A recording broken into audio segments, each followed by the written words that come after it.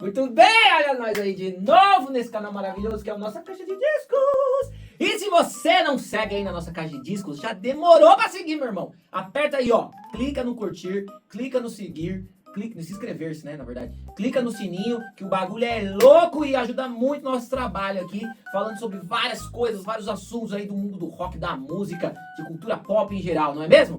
E hoje estamos aqui para continuar falando de álbuns, né? Álbuns que a gente tava falando aqui com os vinis, mas hoje... Eita, quase caiu. Mas hoje iremos falar de um outro tipo de álbum, que são os CDs. Sim, CD, né? Quem que não viveu a época do CD também, né? Quer dizer, as novas gerações também não, né? Assim como os dos LPs não. Apesar do LP ele tá tendo um ressuscitamento, né? Desde de meados aí da pandemia, o pessoal começou a querer ter novamente os discos e ter toda aquela vivência, aquela experiência que os discos proporcionam, que eu venho falando aqui, né? Ao longo desses episódios do fundo da caixa. Mas a época do CD foi algo muito legal também, né? E hoje eu vim falar de um CD justamente de uma banda que eu gosto muito, que é o Angra. Sim, meus amigos, o Angra. Eu vim falar desse álbum, desse CD especificamente, que é o Rebirth, que é justamente o álbum que houve há 2 semanas atrás. A reunião do Angra, né? A reunião aí dessa formação dessa época desse disco lá no Bangers, no festival no Bangers e também no side show que os caras fizeram, que eu estava lá e foi muito legal. O Angra, se você não sabe, é talvez uma das bandas, talvez não, com certeza, é uma das bandas de heavy metal, né, de música pesada aí mais importantes da história do Brasil, na minha opinião.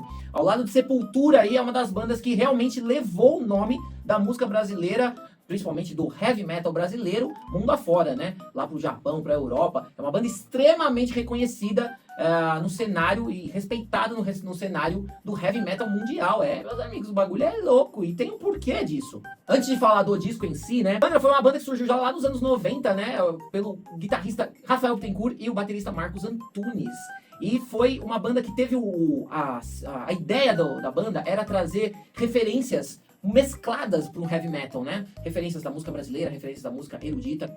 Justamente o Rafael Bittencourt e o grande André Matos, né? Que já era um vocalista bastante reconhecido ali nos anos 90, justamente porque ele cantava no Viper. E o Viper foi uma outra banda importante também brasileira de heavy metal, que também já tinha um reconhecimento lá fora. Se juntou à banda e assim como o Kiko Loureiro, né? Que foi um outro guitarrista icônico aí brasileiro, né? Que eu sou muito fã também do Kiko. E o Luiz Mariucci.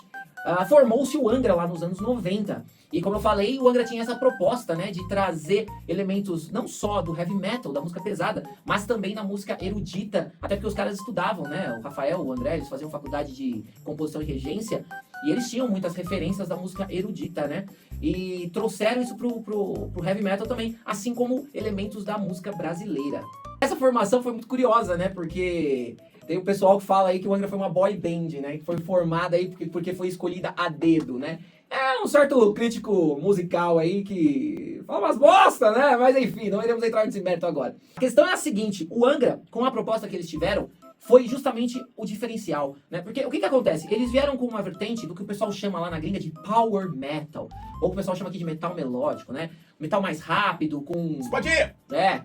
O famoso metal espadinha também, né? Vocais agudos e tal. Que vem lá dos anos 80, né? Uma das primeiras bandas que começou com essas propostas, que foi o Halloween, né?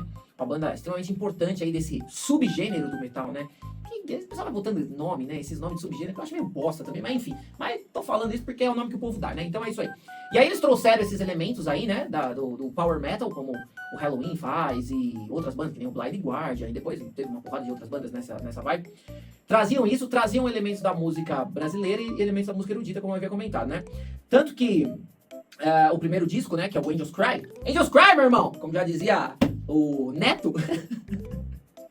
Ele trouxe músicas como, por exemplo, a própria Angels Cry, que tinha lá no meio dela, tem um interlúdio lá que toca um trecho arranjado, né, pra música do Capricci número 24 de Niccolo Paganini. Se você não sabe, Niccolo Paganini foi um violinista muito importante do período barroco, que reza a lenda que ele vendeu a alma ao Tinhoso porque ele tocava que era o bagulho assim surreal. Enfim, eles trazem esse elemento, né? Assim como tem outros elementos ao longo da discografia do Angra que eles trazem referências, né? Da música erudita. E aí o segundo disco, inclusive, também tem algumas referências, que eu também até tô com ele aqui, ó, mas apesar que a gente não vai falar tão aprofundado sobre ele, que é o Holy Land. Esse disco também é muito importante e muito legal, diga-se de passagem. Eu sou suspeito a falar dessas coisas de André, né? Eu gosto pra cacete. E esse disco aí já tem muito mais elemento brasileiro. O próprio Rafael Bittencourt já falou isso em várias entrevistas, o Kiko também, que o primeiro disco foi muito podado em relação a essas coisas da música brasileira, porque o produtor foi um produtor alemão que produziu. Esqueci a porra do nome do produtor agora, mas tudo bem. Joga no Google aí que vocês sabem, que eu vou descobrir o que é. E aí os caras não entendiam, falava assim, bicho, tipo, que diabo de porra de batuque é esse treco aí que vocês querem enfiar na música? Que diabo é berimbau? Os caras não entendiam essas paradas assim. Porque heavy metal tinha que ser... E era isso, sacou? Não tinha essa de querer meter um agogô. Os caras nem sabem que diabo é agogô, mano. Então, assim, no Angels Cry teve muito... Limou-se muito essa praia da música brasileira, né? Já nesse disco aqui, já não. Os caras já meteram mais o doido e falaram, não, a gente vai fazer essa porra assim, porque o bagulho vai ser doido e vai ser legal pra cacete. E foi legal pra cacete, né? Diga-se de passagem. Aqui você tem várias músicas, a Nothing to Say, que começa numa pegada bem música nordestina, né? Um baião, né? Que é legal pra caceta. A Carolina Forte também tem bastante coisa de música brasileira. Enfim, tem várias coisas legais desse disco aqui com elementos brasileiros. E que também já estava um pouco em alta isso por causa do Sepultura, né? Que também tinha lançado ali em 96, esse disco também é de 96, inclusive, 96, né? 96, o Sepultura já tinha lançado o Roots, né? Que justamente tinha muita coisa ali de música brasileira, uns treco indígena, né? Canto indígena, uns batuque, berimbau e os caralho. Que inclusive, uma curiosidade sobre esse disco, quem gravou muito quem gravou muito dessa parte de percussão foi o Carlinhos Brau. Meu irmão, Carlinhos Brau gravou as coisas de Sepultura, tá vendo? No meio das gritarias lá, metia os berimbau doidos. Enfim, mas já falei demais, eu tô aqui pra falar desse disco aqui, que é o Rebirth. Né? Porque o que acontece? Depois do Holy Land veio o Fireworks, que é o terceiro disco. Nesse meio do caminho teve um EP também, coisa e tal, né? Mas disco mesmo, teve o Fireworks. E a banda já tava meio tretada já, por vários motivos, os caras estavam tretando pra cacete. O André Matos, com o Rafael Bittencourt, principalmente, tava rolando lá uns arranca-rabo. E aí, a banda meio que acabou. Terminaram a banda, repartiu a banda. O André Matos, o Luiz Mariucci e o Ricardo Confessori saíram da banda. E que posteriormente montaram o Xamã, né? Que é uma banda bem legal também. Inclusive, o primeiro disco do Xamã, meu irmão, o bagulho também é foda. Depois falaremos dele também, se você quiser. Enfim, aí sobrou o Rafael e o Kiko, né?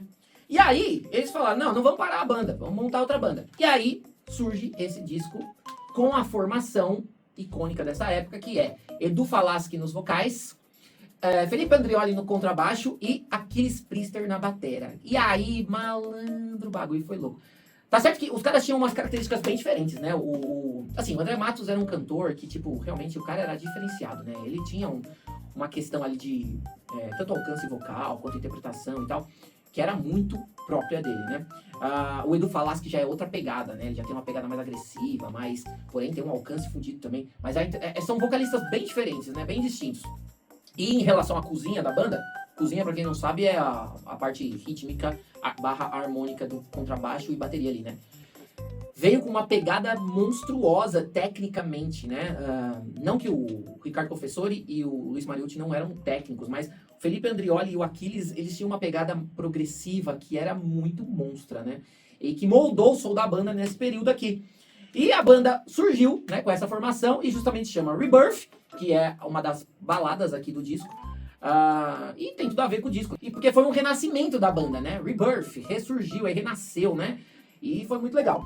E esse disco aqui tem, por exemplo, vários hits, né? A própria Nova Era, que virou um hino, né, da banda, que tem um riff extremamente cantável e todo mundo, né, adora essa música, é extremamente importante desse disco. Depois da introdução, né, que tem uma introdução instrumental, todos os discos do Angra começam com uma introdução instrumental. Tem Millennium Sun, que é uma música bonita pra caramba, também começa uma balada com piano, depois vem mais porrada. Ace the Rain, que também é mó legal, pesadaça, já tem uma pegada mais prog. Heroes of Sand, uma balada bonita pra cacete, que tem um arranjo de Two Hands, que quando eu ouvi isso, eu pirei! Foi um disco que me marcou muito isso aqui, né, como músico, e eu ficava treinando a introdução de Heroes of Sand, que nem um retardado pra conseguir tentar fazer. E até hoje eu não faço direito, eu acho. Mas é muito boa. Que bonita pra cacete, você é louco, mano, essa música é bonita demais.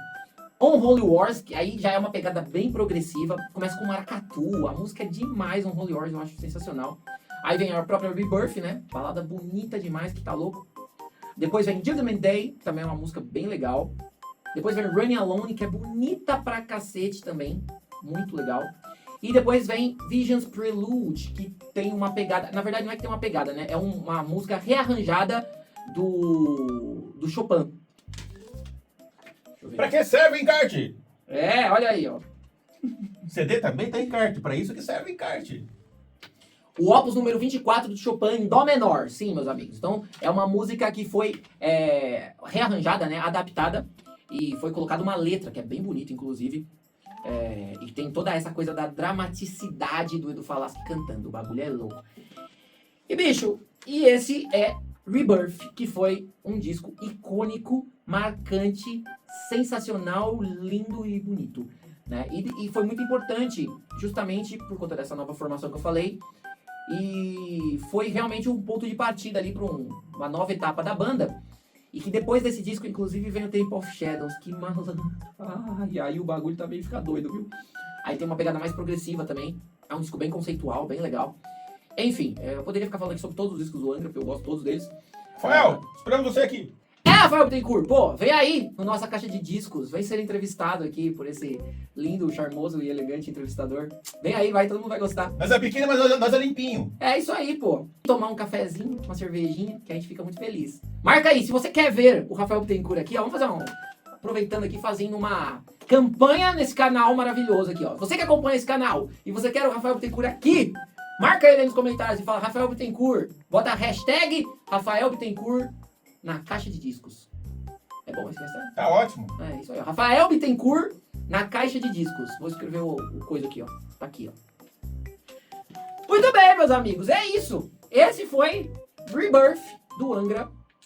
Esse disco que foi marcante, icônico e que transformou a carreira do Angra.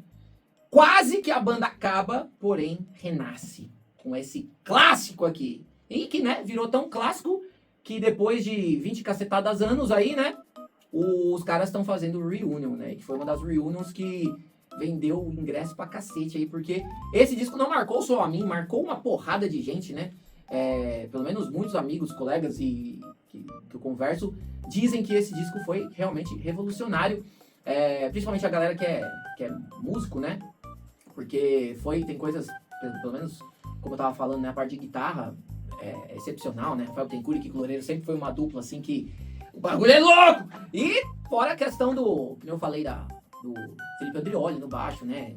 E o Andrioli também, olha, é um negócio, chega a ser ridículo de como ele toca foda, né? Porque aquele psicato dele é um negócio assim, ó, que parece que é alienígena, né? E o Aquiles, que também, como eu falei, era brutal, que fazia umas coisas polirrítmicas na bateria que você fala, pelo amor de Deus, meu irmão, você tem quantos braços? Né? Então o bagulho é louco. E o próprio Edu Falaschi, né? Que tem uma voz, um timbre e uma maneira de cantar que é louco, meus amigos. É isso aí. Que ótimo que eles se resolveram, né? E voltaram. Tá o deleite da geral. Meu irmão. E isso deixa uma coisa importante, né? Resolva suas desavenças, bicho. Porque, né? A vida é curta. A vida é curta. Certo, gente? Então é isso aí. Se você gostou desse disco, fala aí. Comenta o que você acha dele. E não esquece de se inscrever nesse canal maravilhoso para você receber sempre os conteúdos de primeira, ou de segunda, ou de terça-feira, quem sabe? É isso aí! Nós capota, mas não breca. É isso aí! Falou!